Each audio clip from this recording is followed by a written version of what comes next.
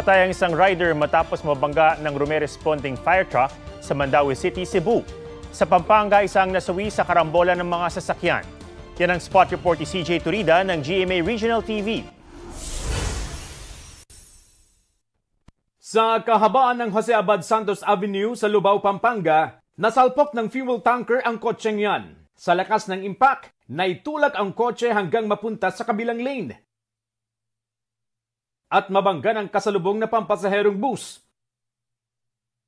Isinugod sa ospital ang driver ng kotse na nasawi kalaunan. Sugatan ang 3 niyang pasahero. Hawak na ng pulisya ang driver ng fuel tanker na nahaharap sa patong-patong na reklamo.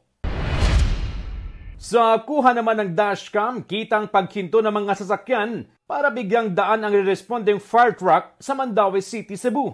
Pero pagdating ng intersection, biglang sumulpot ang isang motorsiklo. Nahagip ang rider na idineklarang dead on arrival sa ospital. Nagtungo sa Mandaue City Traffic Enforcement Unit ang driver ng fire truck na hindi na nagbigay ng pahayag.